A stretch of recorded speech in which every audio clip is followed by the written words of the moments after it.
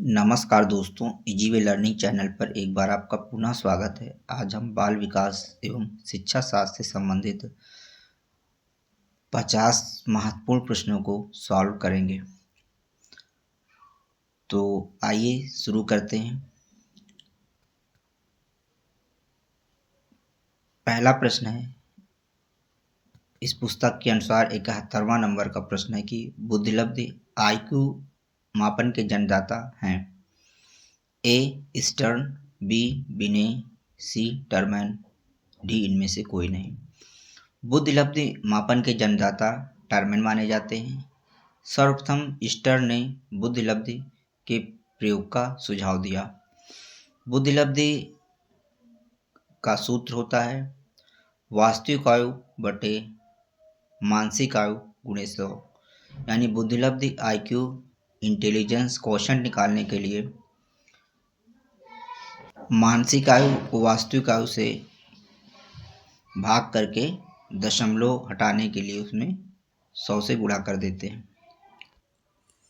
बुद्धिलब्धि व्यक्तियों या बालकों के मानसिक विकास या बुद्धि को व्यक्त करने वाला एक ऐसा मान होता है जिसकी सहायता से बालक या व्यक्ति के कुशाग्र, सामान्य या मंद बुद्धि होने का पता चलता है। साथ ही उसकी तुलना अन्य बालकों या व्यक्तियों से सरलता से की जा सकती है।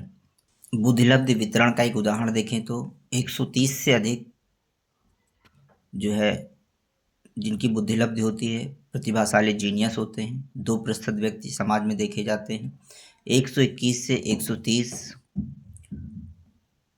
जिनकी बुद्धिलब्धि होती है प्रखर बुद्धि सुपीरियर माने जाते हैं।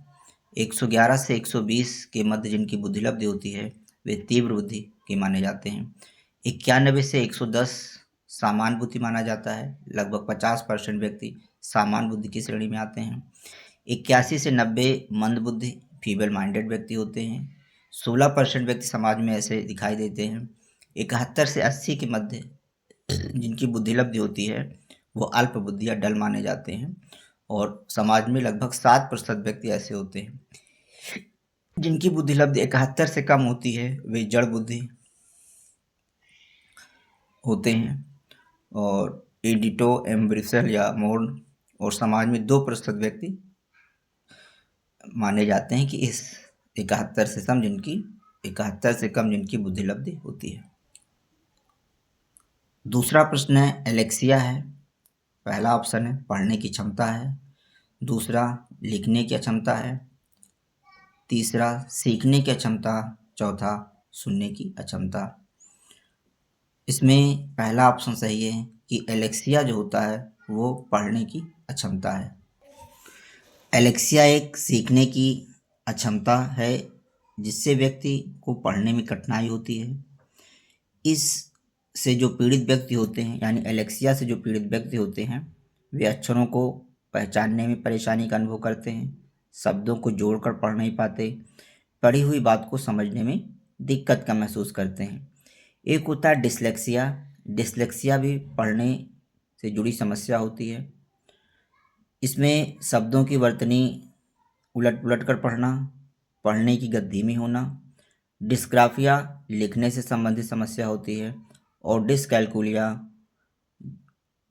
गणित से जुड़ी समस्या होती है। इसमें जोड़ घटाव को समझने या संख्याओं को पहचानने में समस्या आती है। एक इसी में डिस्प्रैक्सिया आता है। डिस्प्रैक्सिया शारीरिक समन्वय से संबंधित मोटर स्किल से जुड़ी समस्या होती है जिसमें बच्चा चलने फिरने में असंतुलन या पेंसिल हाथ पकड़ने में असुविधा महसूस करता है। अगला प्रश्न है 73 नंबर का, शिक्षा मनोविज्ञान की उत्पत्ति का वर्ष कौन सा माना जाता है? शिक्षा मनोविज्ञान की उत्पत्ति का वर्ष 1900 माना जाता है।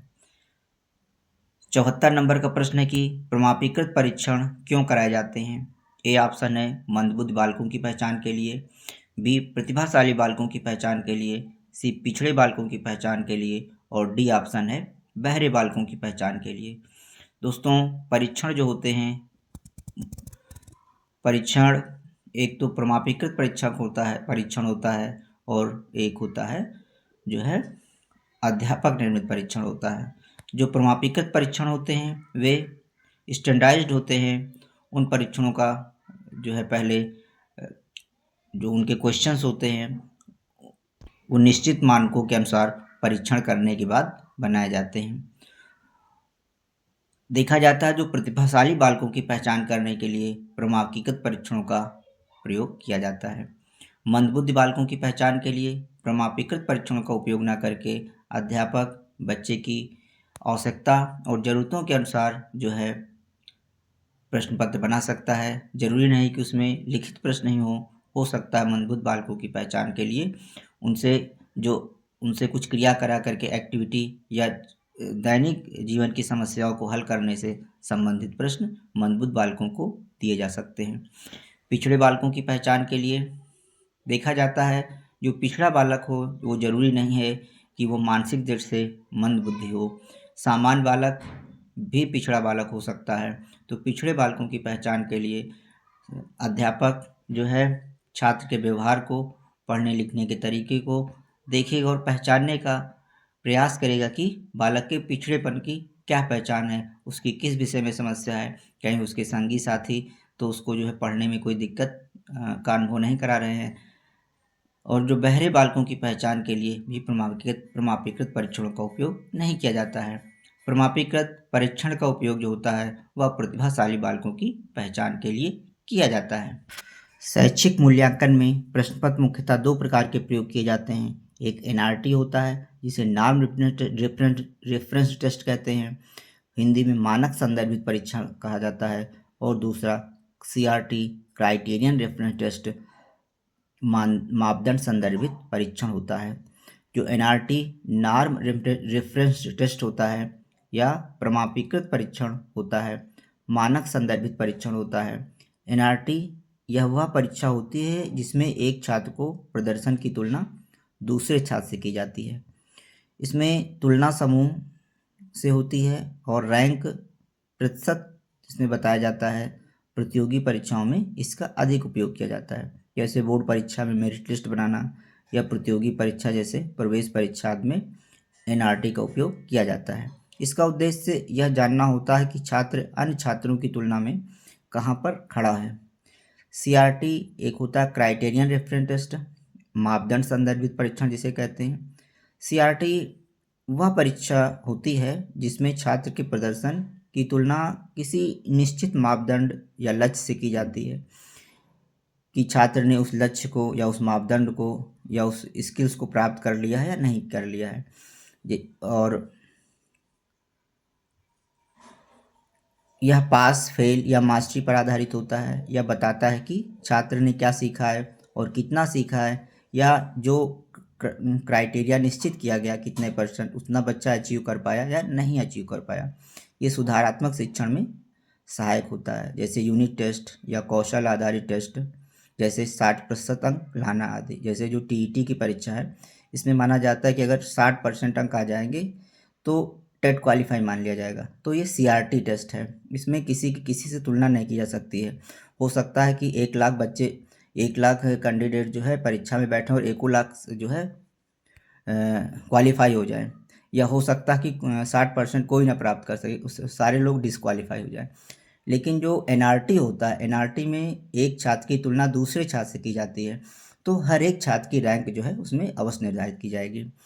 साधारण तौर पर परीक्षण दो प्रकार के एक आधार और भी लेते हैं, एक तो स्टैंडर्डाइज्ड टेस्ट लेते हैं और दूसरा अध्यापक निर्मित परीक्षण लेते हैं। अध्यापक निर्मित परीक्षण जो होता है, अध्यापक जो क्लास में पढ़ाते समय बच्चों से प्रश्न पूछता है या टेस्ट लेता है, वह अध्यापक निर्मित परीक्षण होते हैं। प्रमाणीकृत परीक्षण स्टैंडर्डाइज्ड टेस्ट जो होते हैं, जिनका जो है एक स्टैंडर्डाइज्ड क्राइटेरिया पर निर्मित किए जाते हैं और उनका मानक भी निश्चित होता है। 75 नंबर का प्रश्न है कि पियाजे की औपचारिक संक्रियात्मक अवस्था बालक की किस अवधि तक मानी जाती है। ऑप्शन दिए गए हैं, ए है 0 से 2 वर्ष, बी ऑप्शन है 2 से 7 वर्ष, सी ऑप्शन है 7 से 11 वर्ष और डी ऑप्शन है 11 से 15 वर्ष। जीन पियाजे स्विट्जरलैंड के एक मनोवैज्ञानिक थे और उन्होंने बच्चों के मानसिक विकास से संबंधित यानी संज्ञानात्मक विकास से संबंधित अपने सिद्धांत को प्रस्तुत किया। उनका मानना था कि बच्चा आयु स्तर के अनुसार यानी बच्चे का विकास चरणबद्ध ढंग से होता है और एक निश्चित आयु विशेष पर पहुंचने पर बच्चा उस मानक को या कह सकते हैं कि मैच्योरिटी लेवल को प्राप्त कर लेता है और उससे संबंधित जो क्रियाएं होता है उसको सीख जाता है। यानी बच्चा एक्टिव लर्नर होता है और इसीलिए पियाजे ने छोटे बच्चों को जो है एक साइंटिस्ट की लिटिल साइंटिस्ट की संज्ञा दी है। जेन पियाजे ने बच्चों के संज्ञानात्मक विकास के 4 स्पष्ट चरण बताए हैं। पहली चरण इन्होंने कहा कि संवेदी गामक अवस्था होती है, सेंसरी मोटर स्टेज होती है जो कि 0 से 2 वर्ष की अवस्था होती है। इस अवस्था में बच्चा सेंस के माध्यम से और अपनी गतियों के माध्यम से सीखता है। ऑब्जेक्ट परमानेंस भी इसी स्थिति में डेवलप हो जाता है, यानी बच्चा वस्तुओं के उपस्थित न रहने पर भी उसके होने का आभास करता है। जैसे कोई खिलौना अगर छिपा दिया जाता है तो बच्चा उसको ढूंढने का प्रयास करता है। 2 से 7 वर्ष की अवस्था पूर्व संक्रियात्मक अवस्था होती है और जो 7 से 11 वर्ष की अवस्था होती है वह मूर्त संक्रियात्मक अवस्था होती है, जिसमें बच्चा मूर्त वस्तुओं के विषय में चिंतन करता है। जो प्रश्न है कि पियाजे की औपचारिक संक्रियात्मक अवस्था बालक की किस आयु अवधि तक मानी जाती है, तो जो औपचारिक संक्रियात्मक अवस्था होती है वह 11 से 15 वर्ष के मध्य मानी जाती है। इस अवस्था में जो बच्चा होता है या जो किशोर होता है वह समस्या समाधान करना, हाइपोथेटिकल थिंकिंग करना जैसे उच्च स्तरीय संज्ञानात्मक क्रियाओं को करना प्रारंभ कर देता है और अप्रत्यक्ष चिंतन करता है। अगर कोई वस्तु उसके सामने नहीं है तब भी वह उसके बारे में सोच सकता, समझ सकता है, चिंतन कर सकता है। 76वां प्रश्न है कि जड़ बुद्धि वाले बालक का IQ यानी बुद्धिलब्धि कितनी होती है। तो जो जड़ बुद्धि वाले बालक होते हैं IQ उनकी बुद्धिलब्धि जो होती है 71 से कम होती है और 90 से 110 जिनकी बुद्धिलब्धि होती है वे सामान्य बुद्धि के बालक माने जाते हैं और 130 से अधिक बुद्धिलब्धि के बालक जो होते हैं वे प्रतिभाशाली बालक की श्रेणी में आते हैं। 77वां प्रश्न है कि गर्भ में बालक को विकसित होने में कितने दिन लगते हैं। 280 दिन, 150 दिन, 390 दिन, 460 दिन। तो सही आंसर है कि गर्भ में बालक को विकसित होने में 280 दिन का समय लगता है। 78वां प्रश्न है नवजात शिशु का भार होता है। ए ऑप्शन है 6 पाउंड, बी ऑप्शन है 7 पाउंड, डी ऑप्शन है 8 पाउंड और डी ऑप्शन है 9 पाउंड। तो नवजात शिशु का भार जो होता है वह 7 पाउंड होता है। 79 नंबर का प्रश्न है कि बुद्धि के बहुकारक सिद्धांत मल्टीफैक्टर थियरी के प्रतिपादक कौन है। ए मैकडूगल हैं, सी टर्मन है, डी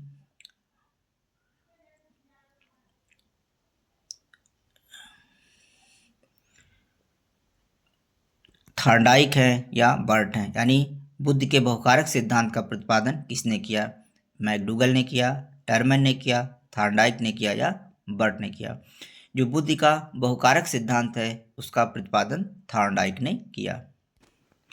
थॉर्नडाइक ने बुद्धि के बहुकारक सिद्धांत का प्रतिपादन किया और बताया कि बुद्धि असंख्य स्वतंत्र कारकों से मिलकर बनी होती है और इन स्वतंत्र कारकों में से प्रत्येक कारक किसी विशेष मानसिक योग्यताओं का आंशिक प्रतिनिधित्व करता है और किसी भी मानसिक कार्य को करने में ऐसे अनेक छोटे छोटे कारक मिलकर सहायता करते हैं। इनका यह भी मानना था कि यदि कोई दो मानसिक कार्य एक दूसरे से संबंधित होते हैं तो बहुकारक सिद्धांत के अनुसार इसका कारण दोनों मानसिक कार्यों को करने में कुछ कारकों का उभयनिष्ठ या कॉमन होना है। यह सिद्धांत सामान्य बुद्धि जैसे किसी कारक के अस्तित्व को स्वीकार नहीं करता है। थॉर्नडाइक का यह सिद्धांत वास्तव में बुद्धि का आणविक सिद्धांत जैसा लगता है।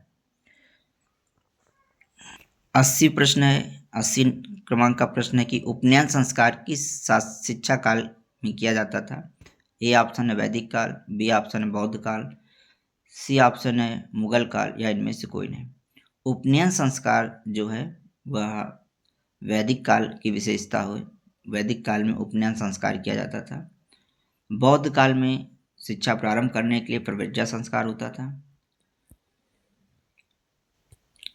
81वां प्रश्न है निचली कक्षाओं में शिक्षण की खेल पद्धति मूल रूप से आधारित है। ए शारीरिक शिक्षा कार्यक्रम के सिद्धांतों पर, बी शिक्षण पद्धतियों के सिद्धांतों पर, सी विकास एवं वृद्धि के मनोवैज्ञानिक सिद्धांतों पर, डी शिक्षण के समाजशास्त्रीय सिद्धांतों पर।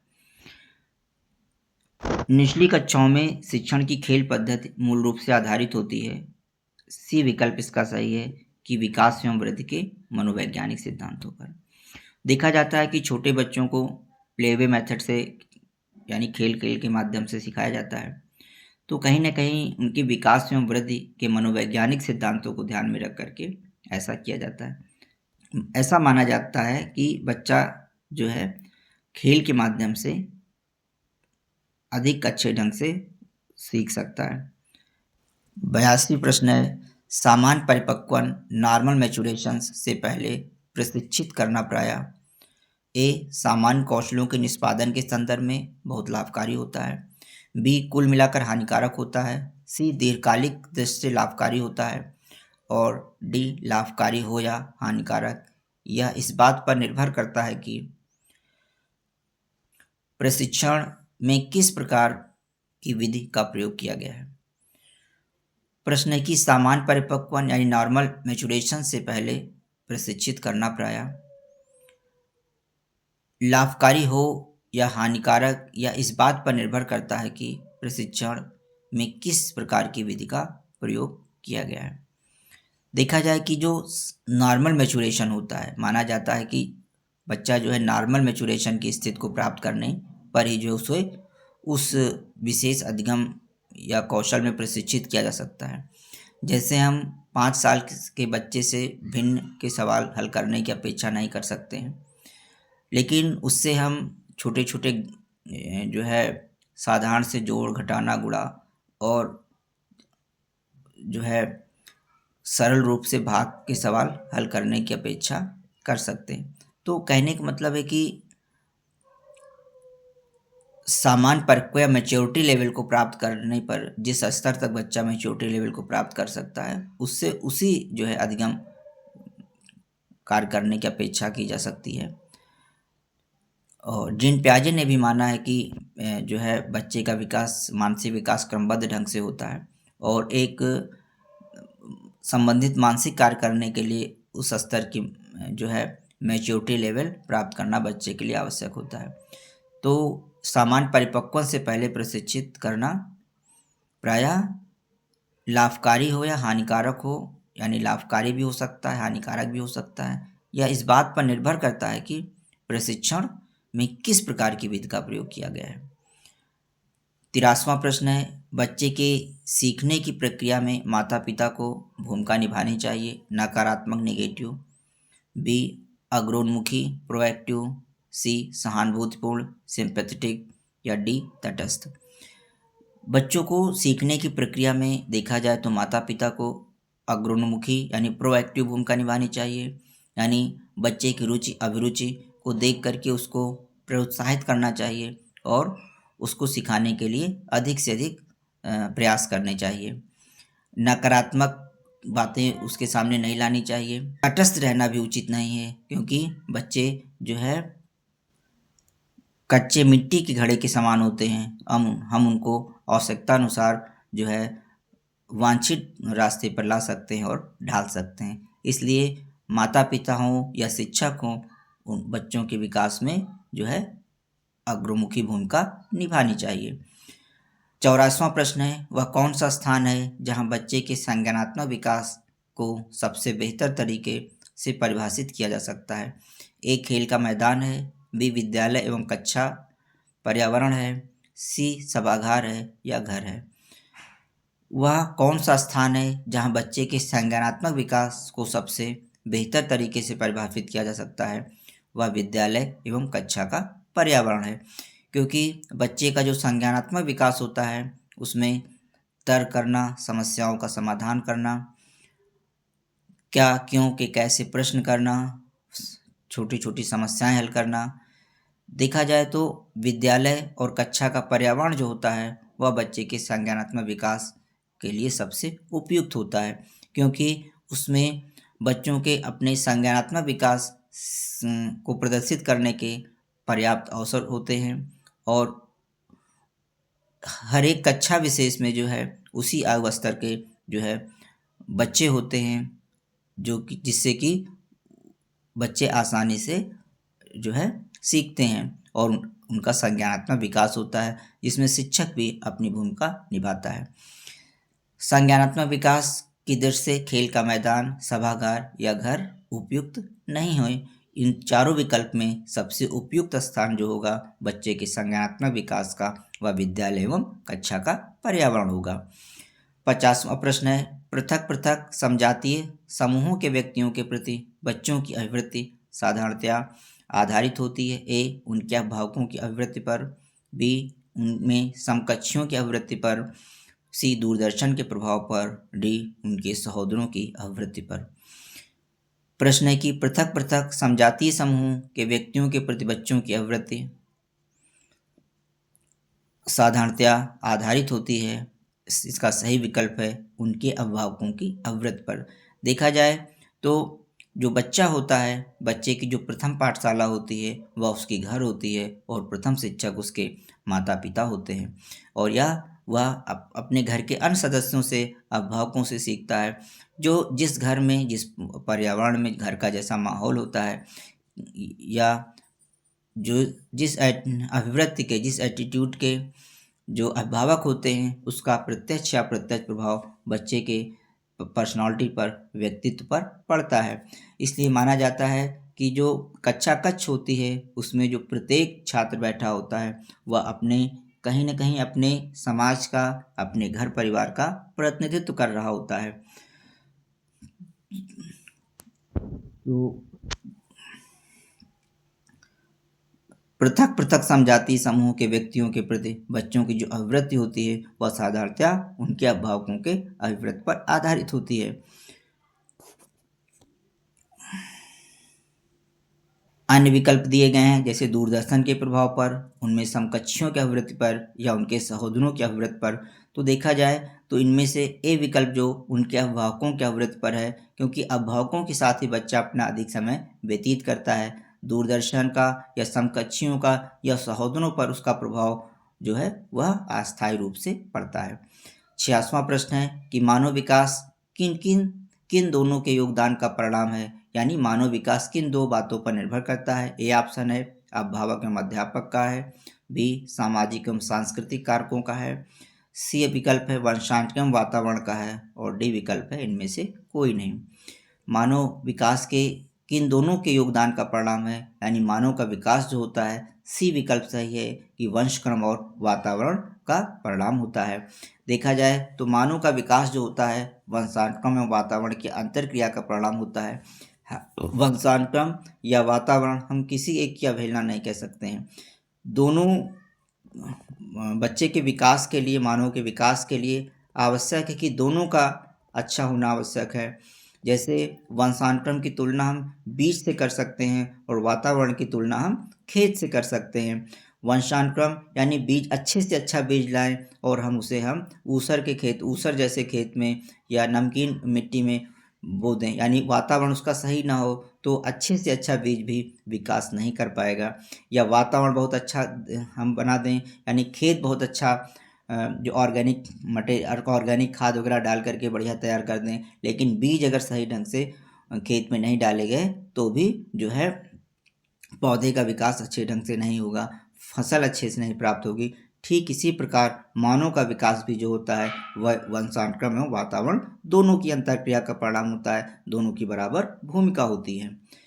27वां प्रश्न है कि प्राथमिक विद्यालयों के बालकों के लिए निम्नलिखित में से किसे बेहतर मानते हैं, यानी प्राथमिक विद्यालयों के बालकों के लिए निम्नलिखित में से किसे बेहतर मानते हैं। ए है वीडियो अनुरूपण, वीडियो सिमुलेशन, बी दूरदर्शन डिमॉन्स्ट्रेशन, सी स्वयं के द्वारा किया गया अनुभव, हैंड्स ऑन एक्सपीरियंसेस, या ये सभी। जो प्राथमिक विद्यालयों के बालकों के लिए जो बेहतर होगा इनमें से वो स्वयं के द्वारा किया गया अनुभव होगा, हैंड्स ऑन एक्सपीरियंस, क्योंकि जो छोटे बच्चे होते हैं वो लर्निंग बाय डूइंग के द्वारा अधिक अच्छे ढंग से सीखते हैं, यानी बच्चा करके सीखता है। तो वीडियो अनुरूपण यानी वीडियो में दिखाए गए कार्यक्रम या प्रदर्शन डिमॉन्स्ट्रेशन, ये बच्चों पर जो है बच्चों के सीखने पर बहुत अच्छा प्रभाव नहीं डालेंगे, यानी बच्चा इनके माध्यम से अच्छा नहीं सीख पाएगा। इन तीनों विकल्प में से बच्चा स्वयं के द्वारा जो अनुभव करेगा, जो सीखेगा वह अस्थायी होगा और अधिक प्रभावशाली होगा।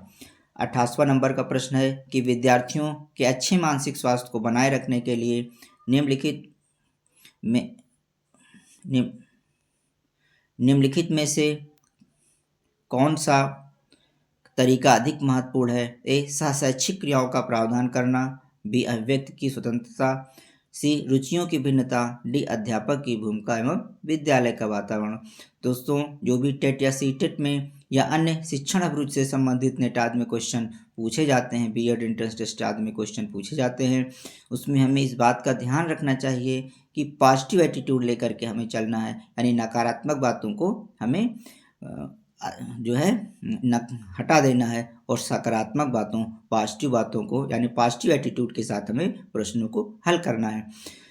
जैसे प्रश्न दिया गया है कि विद्यार्थियों के अच्छे मानसिक स्वास्थ्य को बनाए रखने के लिए निम्नलिखित में से कौन सा तरीका अधिक महत्वपूर्ण है? इसमें जो डी विकल्प है कि अध्यापक की भूमिका एवं विद्यालयी वातावरण, यानी विद्यार्थियों के अच्छे मानसिक स्वास्थ्य को बनाए रखने के लिए इनमें से जो अध्यापक की भूमिका और विद्यालय का वातावरण अधिक महत्वपूर्ण है। सहशैक्षिक क्रियाओं का प्रावधान या व्यक्ति की स्वतंत्रता, रुचियों की भिन्नता का बच्चे के मानसिक स्वास्थ्य का सीधा प्रभाव नहीं पड़ेगा, लेकिन अध्यापक की भूमिका और विद्यालयी वातावरण जो है वो बच्चे के मानसिक स्वास्थ्य को सकारात्मक रूप से प्रभावित करेंगे। 9वां प्रश्न है, निम्नलिखित में से कौन सा बच्चे की सामाजिक मनोवैज्ञानिक आवश्यकताओं के साथ संबंध नहीं है? ए, सामाजिक अनुमोदन, सोशल अप्रूवल अथवा सराहना की आवश्यकता, बी, संवेगात्मक सुरक्षा की आवश्यकता, सी, शरीर से अपशिष्ट पदार्थों के नियमित रूप से बाहर निकालना, और डी, सानिध्य की आवश्यकता, नीड फॉर कंपनी। निम्नलिखित में से कौन सा बच्चे की सामाजिक मनोवैज्ञानिक आवश्यकताओं के साथ संबंध नहीं है?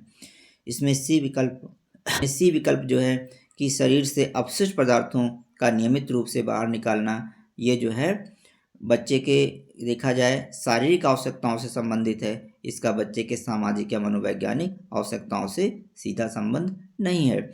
देखा जाए तो सामाजिक अनुमोदन का तात्पर्य है कि बच्चा जो है जो भी क्रियाकलाप करता है या जो अच्छा कार्य करता है तो वह लोगों की सहानुभूति चाहता, अनुमोदन चाहता है या सराहना चाहता है। संवेगात्मक सुरक्षा की आवश्यकता और सानिध्य की आवश्यकता, यानी बच्चा किसी कंपनी में या किसी के साथ रहना चाहता है, दोस्तों की कंपनी चाहता है, बड़ों की कंपनी चाहता है, यानी समाज में रहना चाहता है और प्यार और दुलार चाहता है। तो देखा जाए कि ये इसमें से जो सामाजिक अनुमोदन, संवेगात्मक सुरक्षा की आवश्यकता और सानिध्य की आवश्यकता, जो 3 विकल्प दिए गए हैं, ये सामाजिक मनोवैज्ञानिक आवश्यकताओं से संबंधित हैं, परंतु जो शरीर से अपशिष्ट पदार्थों का नियमित रूप से बाहर निकालना, सी विकल्प है, उसका संबंध सामाजिक मनोवैज्ञानिक आवश्यकताओं से ना होकर बच्चे की शारीरिक आवश्यकताओं से है। 90 नंबर का प्रश्न है कि विद्यार्थियों को विद्यालय में खेलना क्यों उचित है? ए ऑप्शन है, यह उन्हें शारीरिक रूप से सशक्त बनाएगा, बी, यह शिक्षकों के लिए काम आसान करेगा, सी, यह समय बिताने में सहायक होगा, डी, यह सहयोग एवं शारीरिक संतुलन का विकास करेगा। विद्यार्थियों को विद्यालय में खेलना क्यों उचित है? खेलने से बच्चे का जो एक तो शारीरिक विकास होता है, शारीरिक विकास के साथ साथ उसका मानसिक विकास होता है। बच्चे विद्यालय में खेल के साथ साथ जो है सहयोग की भावना और भी सीखते हैं। अरस्तु ने कहा है कि स्वस्थ शरीर में ही स्वस्थ मस्तिष्क का निर्माण होता है। तो देखा जाए विद्यार्थियों को विद्यालय में खेलना क्यों उचित है? यह सहयोग एवं शारीरिक संतुलन का विकास करेगा, क्योंकि बच्चे खेल खेल में खेल के नियमों को मानते हैं, उनमें टीम भावना होती है और टीम भावना के साथ वे कार्य करना, सहयोग के साथ कार्य करना सीख जाते हैं। साथ ही साथ जब वे फिजिकल एक्टिविटी कर रहे होते हैं, दौड़ रहे होते हैं, भाग रहे होते हैं, एक दूसरे को पकड़ रहे होते हैं, तो कहीं ना कहीं उनमें शारीरिक संतुलन का भी विकास होता है।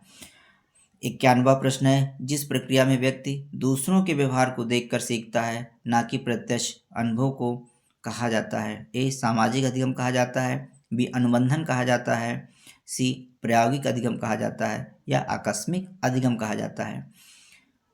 प्रश्न है कि जिस प्रक्रिया में व्यक्ति दूसरों के व्यवहार को देखकर सीखता है, ना कि प्रत्यक्ष अनुभव को, तो उसे सामाजिक अधिगम कहा जाता है। हम देखते हैं कि समाज से बहुत सारी चीज़ें बच्चा सीखता है। हम सीखते हैं जैसे बड़ों का अभिवादन करना, प्रणाम करना, पैर छूना, नमस्ते करना, ये सारी बातें बच्चा जो है दूसरों को देख करके सीखता है। अनुबंधन क्या होता है? अनुबंधन कंडीशनिंग होती है। जैसे अनुबंधन का सामान्य अर्थ जुड़ाव, संबंध या जोड़ से होता है। मनोविज्ञान में अनुबंधन का अर्थ है किसी विशेष उद्दीपक, स्टिमुलस और प्रतिक्रिया रिस्पॉन्स के बीच संबंध स्थापित होना, जिसके कारण एक निश्चित व्यवहार बार बार होने लगता है। अनुबंधन वह प्रक्रिया है जिसमें हम कह सकते हैं अनुभव, अभ्यास, पुरस्कार या दंड के कारण व्यवहार में परिवर्तन आते हैं। जैसे अगर कोई बच्चा है, अच्छा काम करने पर उसे इनाम मिलता है, तो वह वही काम दोबारा करता है, तो यह अनुबंधन होगा।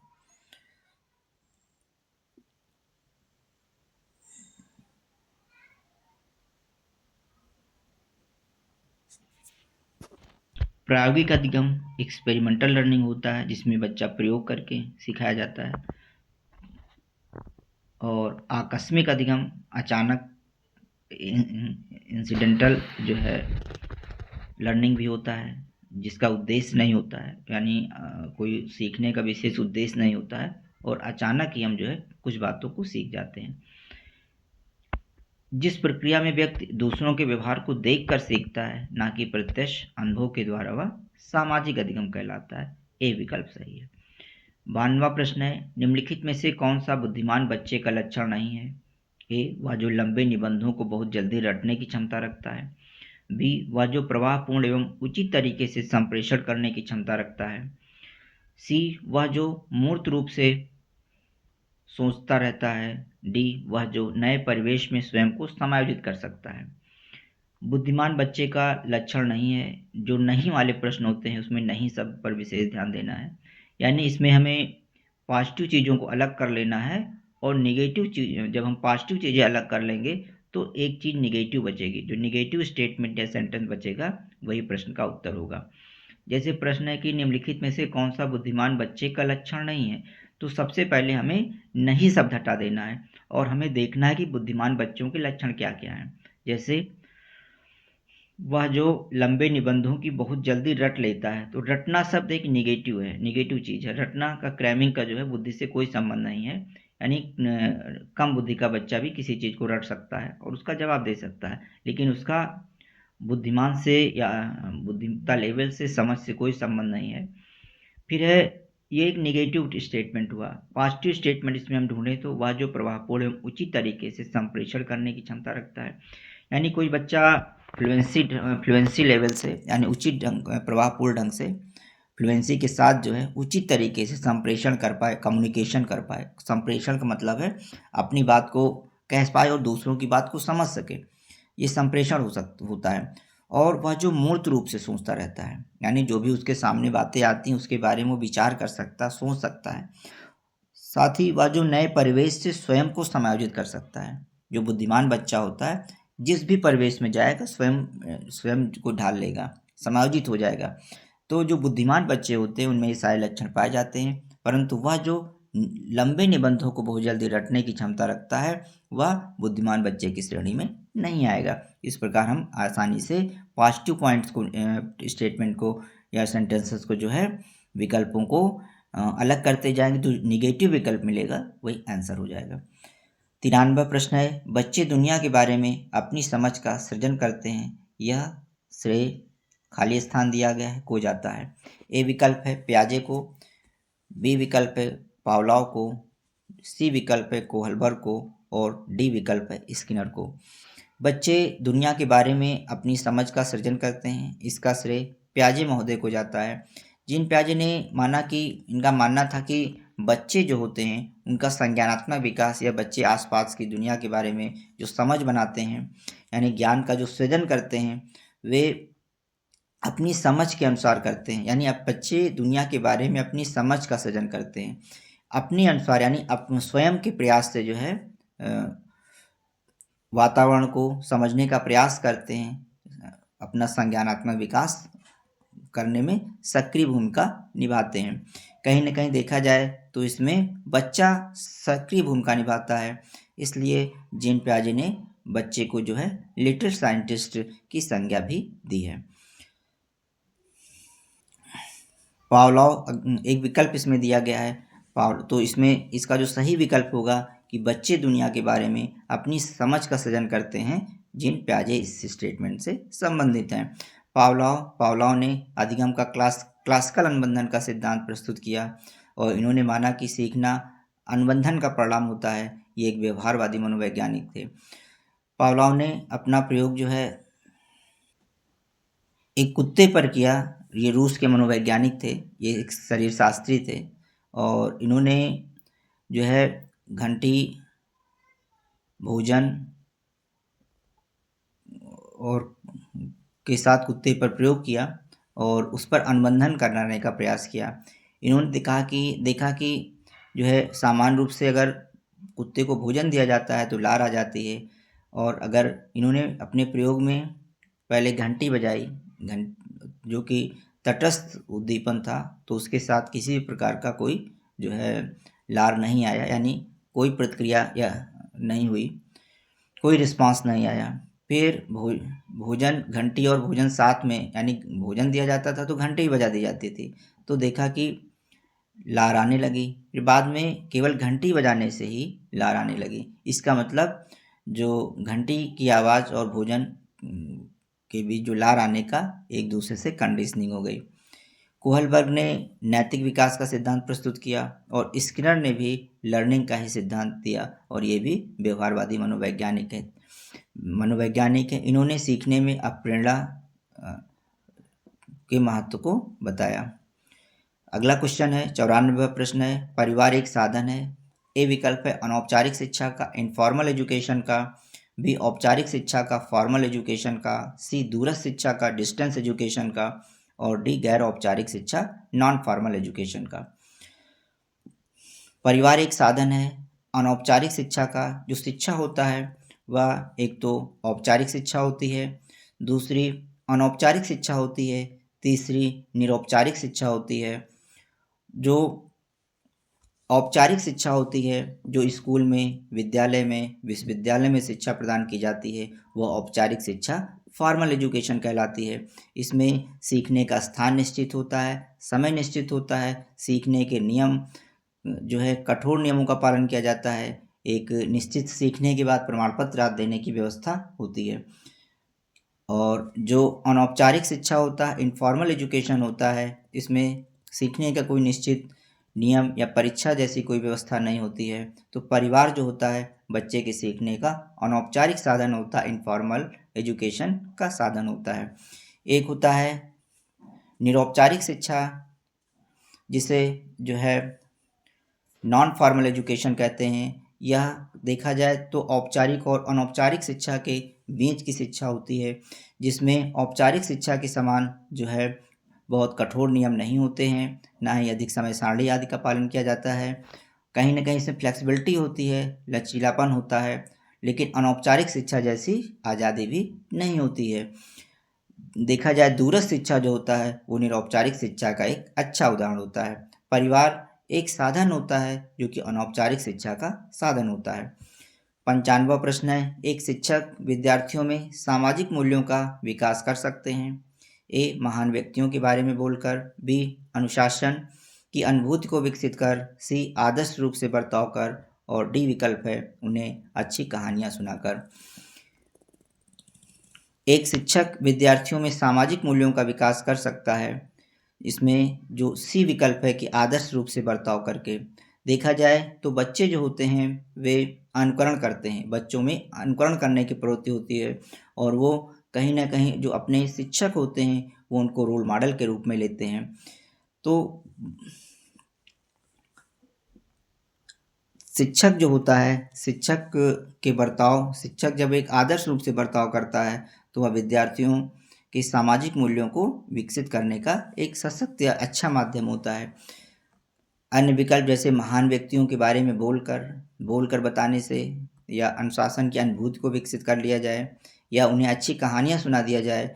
तो तीनों विकल्पों में से जो 3 विकल्प दिए गए हैं, इसमें सबसे जो अधिक प्रभाव विद्यार्थियों के सामाजिक विकास में, वो आदर्श रूप से बर्ताव ही जो है उचित विकल्प लगेगा। यानी इनमें से सबसे सशक्त विकल्प आदर्श रूप से बर्ताव करना, क्योंकि बच्चे शिक्षक को या अपने से बड़ों को, जिनको रोल मॉडल मानते हैं, जिनको अपना हीरो मानते हैं या जो है आदर्श मानते हैं, वो उसके पहनावे को, उसके व्यवहार को, बातचीत करने के तरीके को, यानी जितने भी सामाजिक मूल्य होते हैं, उसको जो है वो उसका जो है कहीं ना कहीं कॉपी करने का प्रयास करते हैं।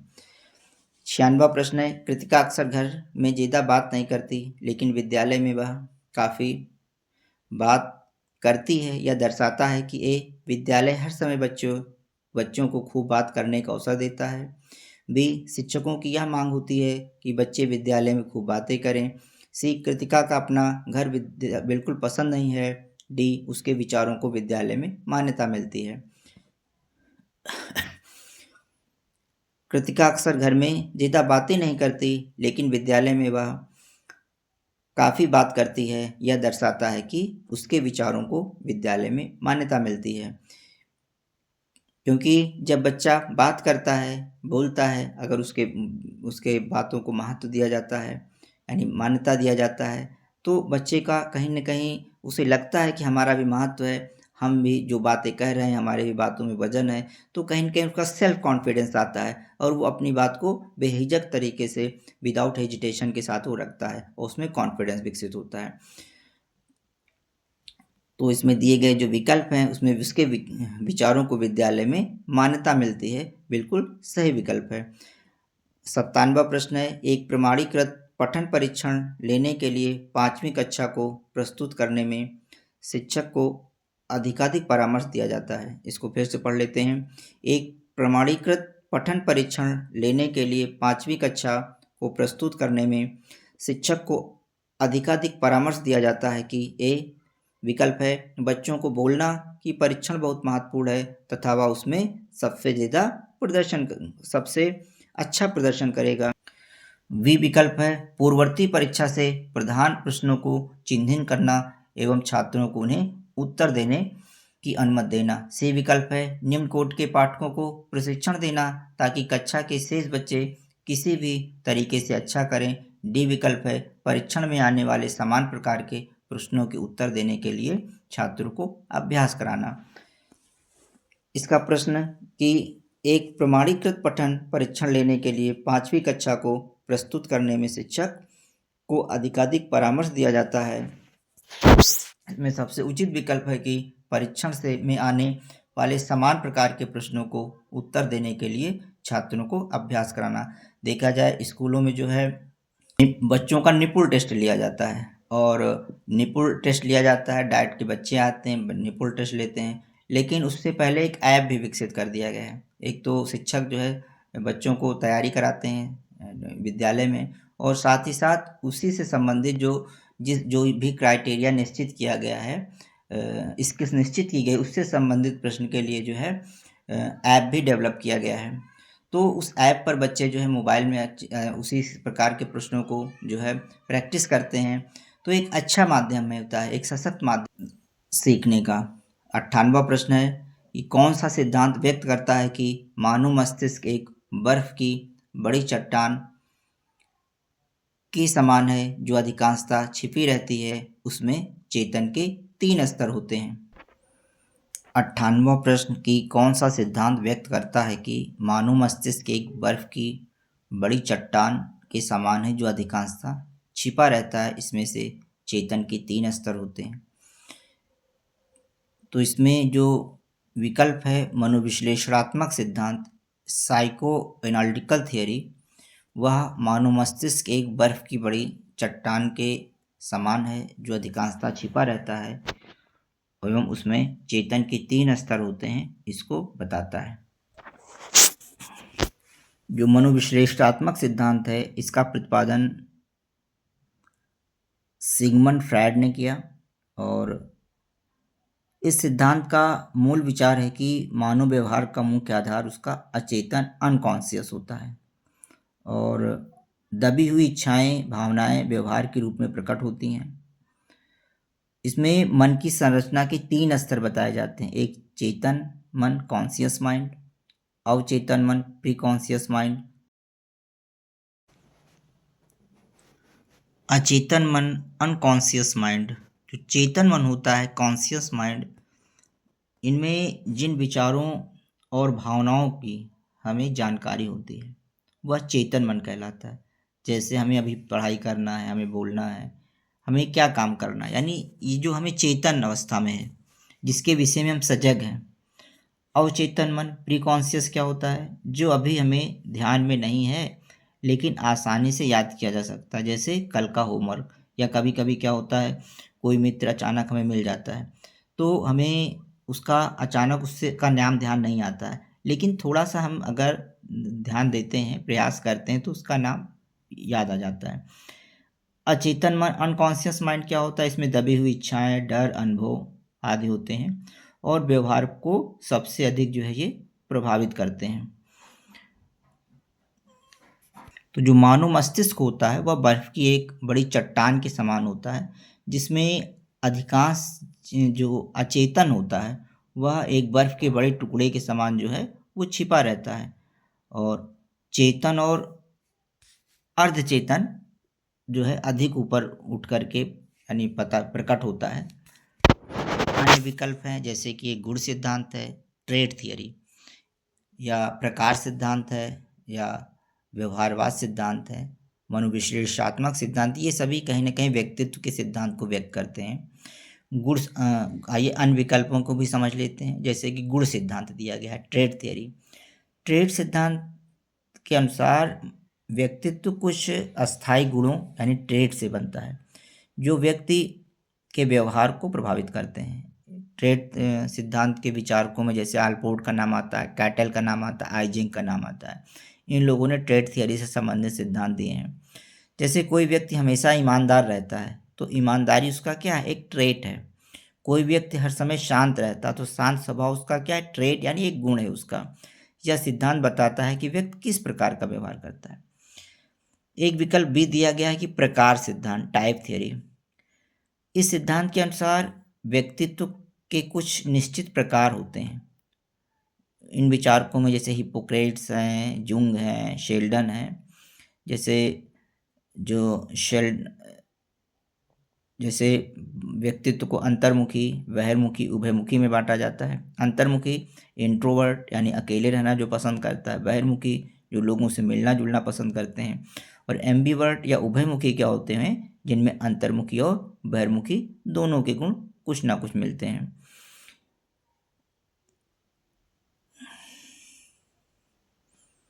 व्यवहारवाद सिद्धांत सीखने के सिद्धांत से संबंधित होता है। J.W. वाटसन को व्यवहारवाद का जनक माना जाता है। 99वां प्रश्न है, मन का मानचित्र माइंड मैपिंग संबंधित है बोध समझ बढ़ाने की तकनीक से, बी साहसिक कार्यों की क्रिया योजना से, सी मन का चित्र बनाने से, डी मन की क्रियाशीलता पर अनुसंधान से। जो मन का चित्र माइंड मैपिंग है वह मन की क्रियाशीलता पर अनुसंधान से संबंधित है। मन का मानचित्र माइंड मैपिंग बोध या समझ बढ़ाने की तकनीक, साहसिक कार्यों की क्रिया योजना से या मन का चित्र बनाने से संबंधित तकनीकी नहीं है, बल्कि मन की क्रियाशीलता पर अनुसंधान से संबंधित होता है। होता क्या है कि जैसे कोई चीज़ हम पढ़ते हैं या समझते हैं तो एक माइंड मैपिंग बना लेते हैं, यानी उसमें कौन कौन से तत्व समाहित हो सकते हैं उसको एक माइंड में संरचना बना लेना। तो कहीं ना कहीं मन की क्रियाशीलता पर अनुसंधान से मन का मानचित्र संबंधित होता है। और आज के लिए अंतिम प्रश्न है कि खाली स्थान दिया गया है को एक अप्रेरित शिक्षण का संकेतक माना जाता है। ए विकल्प है कक्षा में अधिकतम उपस्थित, बी शिक्षक द्वारा किया गया उपचारात्मक कार्य, सी विद्यार्थियों द्वारा प्रश्न पूछना, डी कक्षा में एकदम खामोशी। दिए गए विकल्पों में से सबसे सशक्त विकल्प है कि विद्यार्थियों द्वारा प्रश्न पूछना, यानी विद्यार्थियों द्वारा प्रश्न पूछना को एक अप्रेरित शिक्षण का संकेतक माना जाता है। कक्षा की अधिकतम उपस्थित और शिक्षक द्वारा किया गया उपचारात्मक कार्य या कक्षा में एकदम खामोशी ये अप्रेरित शिक्षण के संकेत नहीं है, बल्कि विद्यार्थियों द्वारा प्रश्न पूछना अप्रेरित शिक्षण के संकेत है। तो दोस्तों, आज के वीडियो में इतना ही रखते हैं। इस श्रृंखला को हम आगे लगातार जारी रखेंगे। उम्मीद करते हैं यह वीडियो आपके काफ़ी समझ में आया होगा और परीक्षा की तैयारी में उपयोगी सिद्ध होगा। हमारे चैनल इजी वे लर्निंग को अधिक से अधिक सब्सक्राइब करें और वीडियो को लाइक करें, ताकि हमारा भी मोटिवेशन बढ़ता रहे और हम इसी तरह परीक्षा उपयोगी वीडियो आपके सम्मुख पहुंचाते रहें। धन्यवाद।